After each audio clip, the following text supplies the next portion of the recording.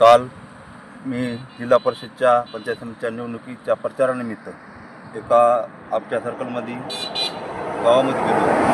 त्या ठिकाणीच मला अचानक एक आमच्या कार्यकर्त्याचा फोन आला. दादा तर अशी अशी घटना झाली, विमान अपघात झाला.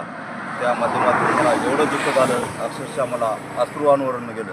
आणि या ठिकाणी अजितदादा आपले महाराष्ट्र राज्याचे उपमुख्यमंत्री यांचं काल निधन झालं. त्याचं आम्हाला एवढं दुःख झालं की आम्हालाच नाही तर सर्व महाराष्ट्राला दुःख झालं. अजितदादामुळं मी एक सामान्य कुटुंबातला कार्यकर्ता होतो आणि त्या ठिकाणी माझ्यासारख्या सामान्य कुटुंबातल्या कार्यकर्त्यावर विश्वास टाकून अजितदादानं या ठिकाणी आम्हाला जिल्हा परिषदेचं तिकीट दिलं. त्या माध्यमातून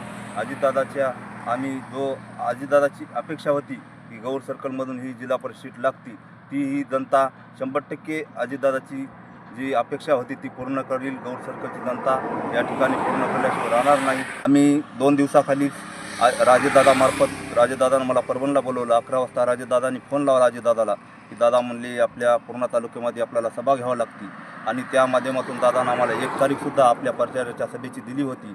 असा काळानं जे अजितदादावर जे घाला घातला त्या माध्यमातून अजितदादा आज आपल्यातून निघून गेलेत आणि त्यांच्या सभेच्या याच्यामध्ये आमची सर्व सर्कलमधील राष्ट्रवादी काँग्रेस पार्टीची सर्व जनता या ठिकाणी आम्हाला अजितदादाचे स्वप्न पूर्ण करण्यासाठी गौर सर्कलमधील सर्वच मायबाप जनता आम्हाला या ठिकाणी सहकार्य करणारच आहे.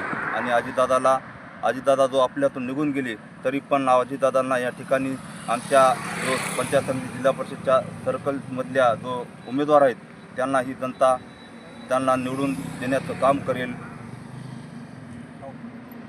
आम्ही या ठिकाणी अजितदादा आमचे नेते यांना भावपूर्ण श्रद्धांजली अर्पण करीत आहोत.